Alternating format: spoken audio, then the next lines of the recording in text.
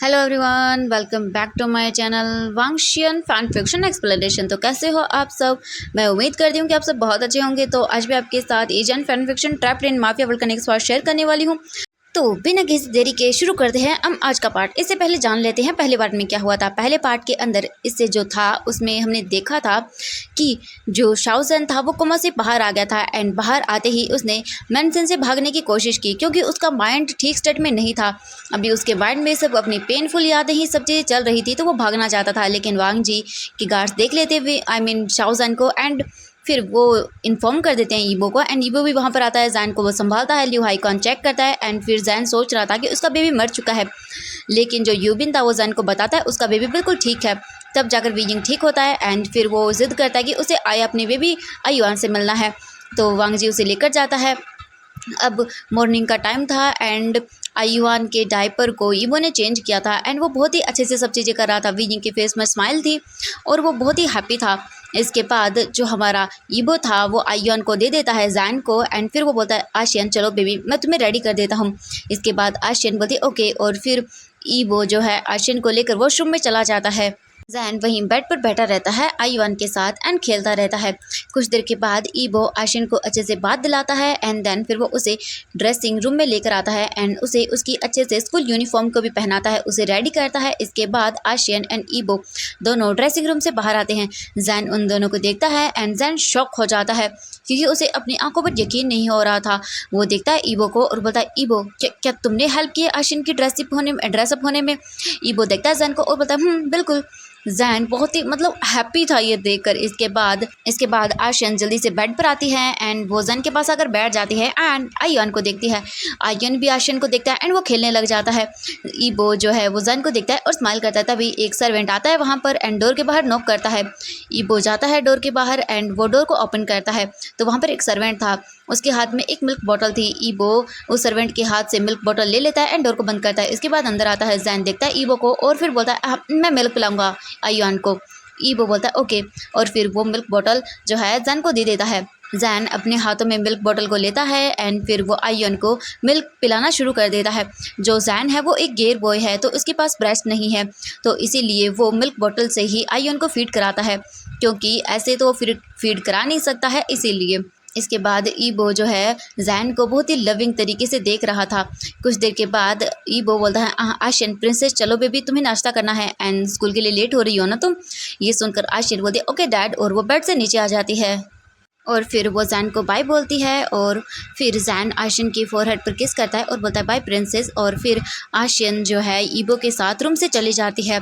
इसके आधे घंटे बाद ईबो वापस रूम के अंदर आता है और वो देखता है जैन को। जैन जो है वो आयुआन के साथ खेलने में बिजी था इसीलिए उसने ईबो को नोटिस नहीं किया था। ईबो आता है जैन के पास, पीछे बैठ जाता है और वो बोलता है जैन देखता है ईबो को और स्माइल करता है। ईबो भी जैन को देखता है एंड फिर वो उसके बालों को उसके कान के पीछे करता है एंड बोलता है जैन मुझे इंपॉर्टेंट काम है ऑफिस के अंदर तो मुझे ऑफिस जाना होगा, लेकिन मैं ट्राई करूँगा कि मैं बहुत जल्दी वापस आ जाऊँ ठीक है। एंड तुम आयुआन को बेबी सिटर को दे देना क्योंकि अभी तुम वीक हो तो आयुआन को ख्याल नहीं रख पाओगे ठीक है, तुम्हें हेल्दी एंड स्ट्रॉन्ग होना होगा ठीक है। ये सुनकर जैन स्माइल करता है और बोलता है ओके। उसे बहुत ही हैप्पी फील हो रहा था कि ईबो सच में उसकी इतनी केयर करता है। इसके बाद जैन को कुछ याद आता है, फिर वो ईबो को देखता है और बोलता है ईबो मुझे मुझे जोचिंग की ग्रेव पर जाना है। जैसे ही ईबो ये सुनता है वो जैन को देखता है एंड जैन इमोशनल हो जाता है। ईबो बोलता है ठीक है जैन तुम चले जाना ओके और तुम रेडी हो जाओ। जैन इमोशनल था एंड उसकी आंखों से आंसू बह रहे थे। फिर वो आयुआन को नीचे रखता है एंड देन फिर वो बेड से उठ जाता है। ईबो फिर आयुआन को अपनी गोद में लेता है, फिर वो बेड से उठता है और फिर वो रूम से बाहर जाने लगता है। जैन देखता है ईबो को और बोलता है तुम उसे कहाँ लेकर जा रहे हो। ईबो देखता है जैन को और बोलता है ओह वो मैं बेबी सिटर को देखने जा रहा हूँ आयुआन को। जैन बोलता है ओह अच्छा ठीक है। इसके बाद ईबो जो है रूम से बाहर चला जाता है। ईबो फिर बेबी सिटर को आयुआन को देता है और बोलता है कि इसका अच्छे से ख्याल रखना ठीक है, और फिर आयुआन बेबी सिटर को दे देता है एंड फिर वो वापस रूम के अंदर आता है तो देखता है कि जैन रूम में नहीं था। फिर वो सोचता है कि जैन शायद वॉशरूम में होगा। इसके बाद फिर वो जाता है ड्रेसिंग रूम में एंड वो अपने कुछ कपड़े निकालता है एंड फिर वो अपनी वेस्ट के अराउंड जो है टॉवल को रैप करता है और वॉशरूम के अंदर आता है। जैन जो था बाथ टब में बैठा हुआ था चुपचाप एंड वो बात ले रहा था। तभी जैन की नज़रें वांग ईबो पर पड़ती है। ईबो फिर जो है खुद भी बाथ टब के अंदर आता है एंड बाथ टब में बैठ जाता है। फिर वो अपने टॉवल को रिमूव करता है, फिर वो खुद बाथ लेता है एंड जैन की भी हेल्प करता है वो बाथ लेने में। थोड़ी देर के बाद वो दोनों बाथ लेते हैं। बाथ लेने के बाद ईबो जो है जैन की बॉडी को अच्छे से मतलब बोल सकते हैं क्लीन करता है एंड फिर उसकी हेल्प करता है ड्रेसिंग होने में। फिर जैन काउच पर बैठ जाता है एंड ईबो जो है अपने आप को ड्रेसअप करता है। अब वो पूरी तरह से ऑफिस अटायर में था। फिर ईबो जैन को लेकर बाहर आता है।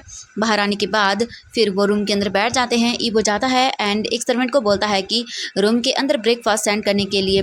फिर वो सर्वेंट जाता है एंड थोड़ी देर के बाद उनके जो रूम था उसके अंदर ब्रेकफास्ट भेज दिया जाता है। जैन और ईबो एक साथ बैठकर अपने ब्रेकफास्ट को करते हैं। ब्रेकफास्ट कर लेने के बाद फिर ईबो एंड जैन दोनों ही रूम से बाहर आते हैं एंड वो दोनों केयरफुली सीढ़ियों से नीचे उतरते हैं। यूबिन जो था वो हॉल के अंदर ही था। वो जब जैन को देखता है तब वो अपनी जगह से उठ जाता है। फिर ईबो और जैन दोनों ही हॉल के अंदर आते हैं। यूबिन जल्दी से जैन के पास जाता है एंड वो उसे हक करता है एंड जैन भी उसे हक करता है। फिर वो उससे दूर होता है और बोलता है जैन तुम ठीक हो, तुम कहाँ जा रहे हो। ईबो देखता है यूबिन को और बोलता है कि जोचेंग की ग्रेव पर। ये सुनने के बाद यूबिन चुप हो जाता है एक सेकंड के लिए। फिर वो कुछ पॉज लेता है एंड फिर ईबो बोलता है कि जैन ठीक है, वो कुछ टाइम बस अकेले बिताना चाहता है इसीलिए। ये सुनने के बाद यूबिन बोलता है ओके ठीक है। जैन भी बोलता है कि हाँ ये वो सही है। जो यूबिन था वो बोलता है इट्स ओके जैन, ठीक है तुम जाओ ओके एंड तुम चिंता मत करना, मैं आयुआन का ख्याल रखूँगा। ईबो एंड फिर इसके बाद जैन दोनों ही जो है मैंशन से बाहर आते हैं एंड वो जोचेंग की ग्रेव पर जाते हैं। अब हम देखते हैं जोचेंग की ग्रेव का सीन। ईबो जो है जोचेंग की ग्रेव के सामने खड़ा हुआ था एंड जैन अपने घुटनों के बल जोचेंग की ग्रेव के सामने बैठा हुआ था एंड उसके हाथ में फ्लावर का बुके था। जैन उन फ्लावर को जो है वहीं ग्रेव पर रख देता है। ईबो वहीं पर खड़ा हुआ था एंड फिर वो टाइम को देखता है। वो अपनी ऑफिस जाने के लिए लेट हो रहा था। फिर वो बोलता है कि जैन मैं ऑफिस जाने के लिए लेट हो रहा हूँ, ठीक है गार्ड्स तुम्हारे साथ यहाँ पर हैं तो तुम उसके साथ ऑफिस चले जाना, ठीक है। ये सुनने के बाद जैन जो है पीछे पलट कर नहीं देखता एंड ईबो जैन की सिचुएशन समझ सकता था कि जैन बहुत ही ज़्यादा अभी इस वक्त दुख में है जोचेंग की डेथ के कारण, तो वो समझ सकता था इसलिए वो कुछ भी नहीं बोलता। जैन अपने सिर को हमें लाता है एंड ईबो वहाँ से अपने ऑफिस के लिए चला जाता है। जैन जो है ऐसे ही बैठा हुआ था एंड वो साइलेंटली रो रहा था। फिर जो जैन था वो जोचेंग को देखता है और फिर वो बोलता है जोचेंग तुम वापस अब कभी नहीं आओगे, तुमने मेरी बात क्यों नहीं सुनी, क्यों नहीं माना मेरी बातों को, तुम हमेशा अपनी करती गई, अब मैं क्या करूँ, तुम कभी वापस नहीं आओगे मेरे भाई, कभी वापस नहीं आओगे। जैन ये बोलता है एंड फिर वो सारी मेमोरीज़ को रिमेंबर करने लगता है जो भी जोचेंग के साथ उसने स्पेंड की थी और इससे जैन और भी इमोशनल हो जाता है। जैन फिर जोचेंग की फ़ोटो को देखता है जो कि उस ग्रेव पर लगी हुई थी, वो उसे टच करता है एंड बहुत ही बुरी तरह से वो इमोशनल था इस वक्त एंड वो मतलब कुछ भी नहीं कर सकता था। अब वो बोल सकते हैं कि हम किस्मत को या फिर जो हो गया है उसे वापस नहीं ला सकते हैं। जैन ने अपने भाई को हमेशा हमेशा के लिए खो दिया है, अब वो वापस कभी नहीं आएगा। अब हम देखते हैं कार्मेली मैंशन का सीन। दोपहर के टाइम ईबो वापस से जो मैंशन आ जाता है। जो जैन था वो यूबिन के साथ एंड शुआनलू के साथ लिविंग रूम के अंदर बैठा हुआ था एंड जैन के हाथ में जो था वो रुलान था एंड शुआनलू के हाथ में आयुआन था एंड वो बातें कर रहे थे। ईबो फिर जल्दी से आता है एंड जैन को चेक करता है तो वो देखता है कि वो सभी के साथ वहीं पर बैठा हुआ है एंड बातें कर रहा है। फिर ईबो अपने रूम में जाता है एंड वो अच्छे से मतलब अपनी क्लोथ को चेंज करता है और वो भी आकर उन्हें ज्वाइन करता है। शुआनलू देखती है ईबो को और वो अपनी जगह से उठ जाती है। ईबो देखता है शुआनलू को और बोलता है कि बैठ जाओ। इसके बाद जो शुआनलू थी वो भी बैठ जाती है। ईबो देखता है जैन को और बोलता है जैन तुमने अपनी मेडिसिन ली। जैन देखता है ईबो को और बोलता है हाँ मैंने अपनी मेडिसिन ले ली है, तुम्हें टेंशन लेने की ज़रूरत नहीं है एंड क्वानगे ने मुझे चेक भी कर लिया है, उन्होंने कहा है कि मैं बिल्कुल ठीक हूँ। ईबो बोलता इसके बाद शुआनलू बोलती हैं मास्टर आपको जैन की टेंशन लेने की ज़रूरत नहीं है, हम लोग सब मिलकर जैन का ख्याल रखेंगे अच्छे से। ईबो फिर अपना सिर हाँ में हिलाता है एंड फिर वो बातें करना शुरू कर देते हैं। सभी लोग जैन से बातें कर रहे थे ताकि वो जैन के माइंड को डाइवर्ट कर सके जोचेंग की डेथ से, ताकि जैन स्ट्रेस ना ले। ऐसे ही करके एक दिन बीत जाता है एंड जो ईबो था उसने मिंग जेई एंड वांग ईजाओ को अभी तक इन्फॉर्म नहीं किया था जैन के कोमा से बाहर आने को लेकर। वो उन दोनों को भूल गया था इसीलिए। ऐसे ही करके एक दिन बीत गया था एंड नेक्स्ट डे जो ईबो था वो मॉर्निंग को अपने ऑफिस के लिए चला जाता है एंड आशियन जो थी वो अपने स्कूल चली जाती है। जैन अपने रूम से बाहर आता है एंड चारों तरफ देखता है, तभी उसकी नज़रें शुआनलू पर जाती हैं। जैन शुआनलू के पास आता है और बोलता है, शिजे मैं बाहर जा रहा हूँ, अगर कोई पूछे मैं कहाँ हूँ तो बता देना कि मैं बाहर हूँ। शुआनलू देखती है जैन को और बोलती है, जैन तुम कहाँ जा रहे हो? जैन बोलता है, वो मैं जोचेंग की ग्रेव पर जा रहा हूँ। ये सुनते ही शुआनलू जैन को देखती है और फिर बोलती है, ओके ठीक है जैन तुम चले जाओ। जैन बोलता हूँ। फिर वो देखकर शुआनलू को स्माइल करता है एंड वो मेंशन से बाहर आ जाता है और जोचेंग के ग्रेव की ओर चला जाता है। मौसम जो था वो धीरे धीरे ख़राब होना शुरू हो जाता है एंड बादल आ जाते हैं एंड बारिश का मौसम बन जाता है। वहीं इवनिंग को जब ईबो वापस से घर आता है तब वो अपने रूम में जाता है एंड जैन को ढूंढना शुरू करता है, लेकिन जैन रूम में नहीं था।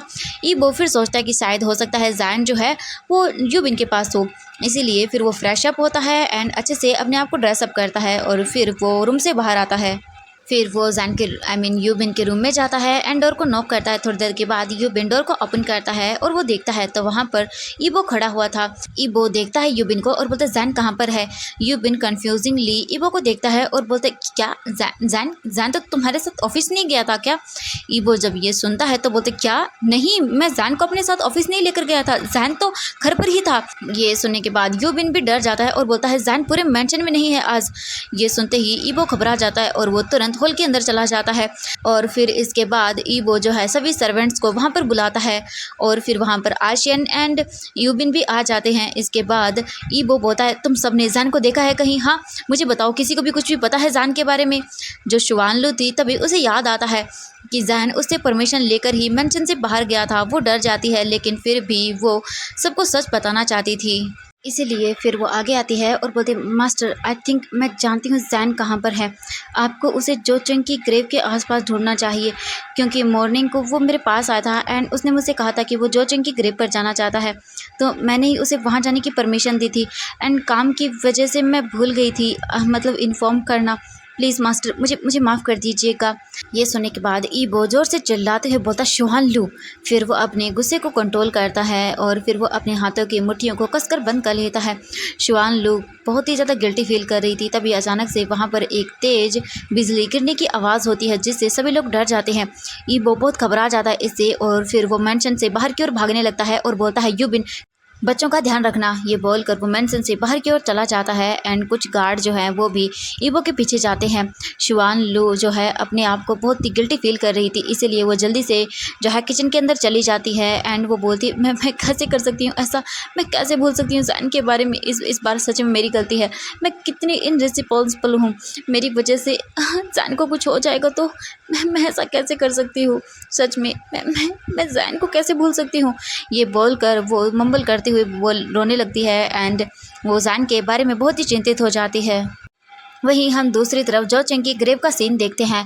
जैन अपने घुटनों के बल जोचेंग की ग्रेव के सामने बैठा हुआ था। वो पूरा दिन ऐसे ही बैठा हुआ था एंड वो बहुत ही ज़्यादा पेन में लग रहा था।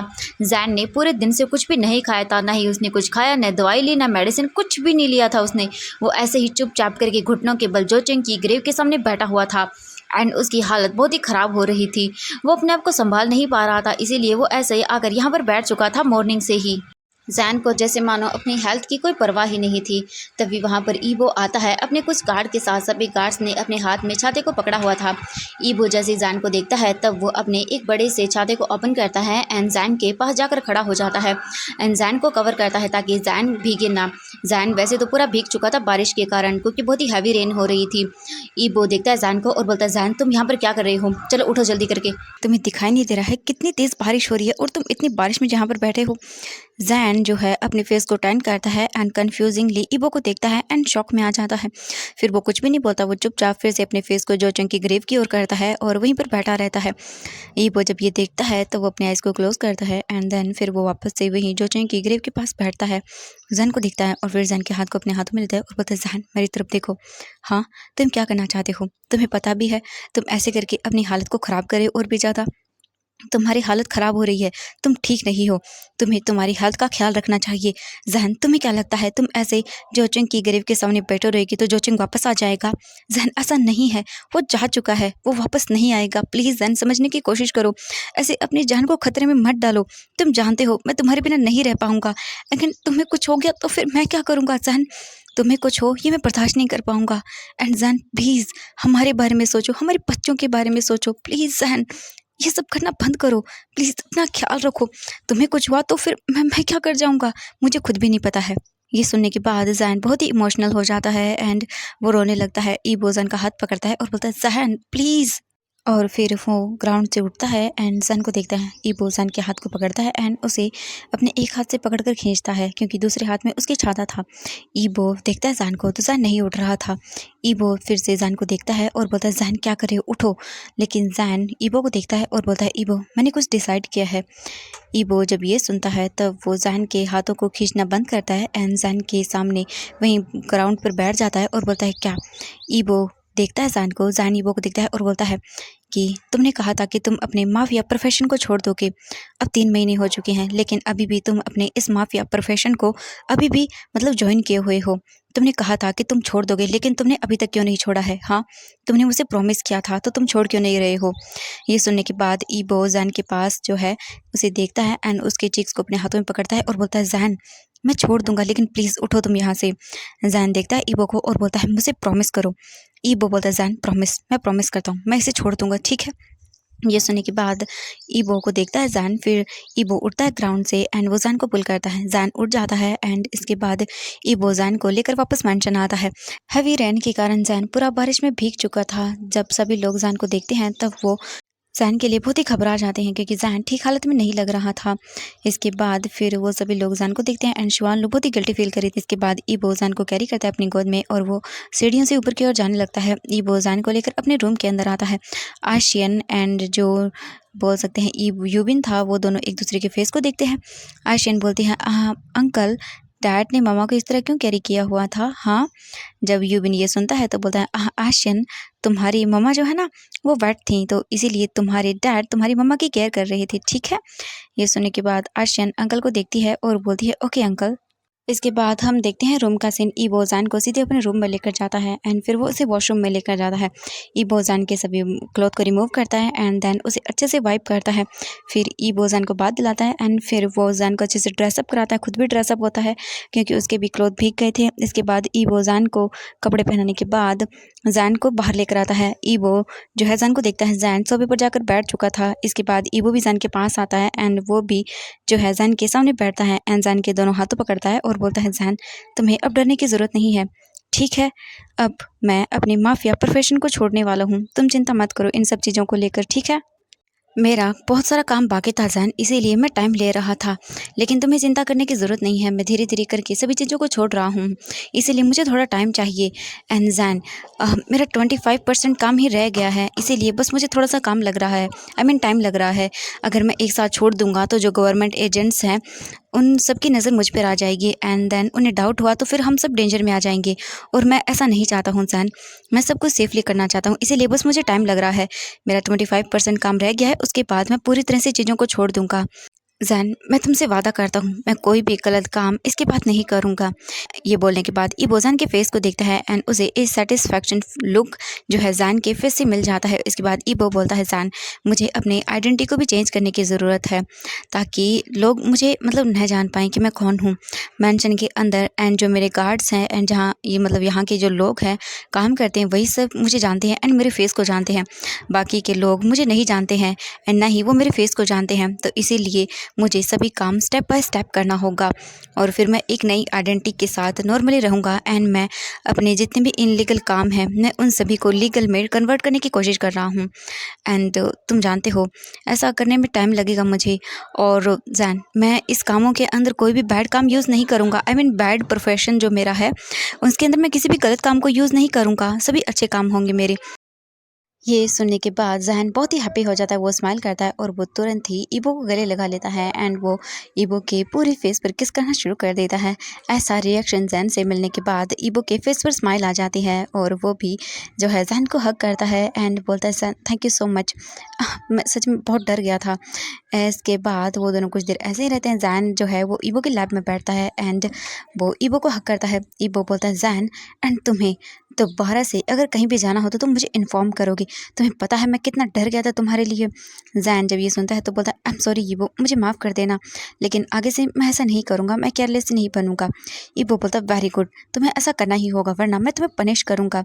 ये सुनने के बाद ज़ैन अपने हाथों को ईबो के नेक में अराउंड रैप करता है एंड वो अपने सर को ईबो के चेस्ट पर रखता है एंड वो कंफर्टेबली लीन हो जाता है। ईबो ज़ैन के बैग को सहलाता है। कुछ देर तक वो दोनों ऐसे ही रहते हैं। फिर जो ईबो था वो रूम से बाहर आता है एंड वो किचन में जाता है खाना प्रिपेयर करने के लिए। अब उसने अपने मेंशन के अंदर किसी भी मतलब पर्सनल शेफ़ को नहीं रखा था अपने लिए खाना बनाने के लिए। 3 महीनों के अंदर ईबो ने खुद ही खाना बनाया था अपने एंड अपने बेबीज़ के लिए, बोल सकते हैं आशिन के लिए। तो ईबो आज भी अपने एंड ज़ैन के लिए खाना बनाने के लिए वहाँ पर आया हुआ था। वो खाना प्रिपेयर करता है। तो एवरीवन आज के लिए बस इतना ही।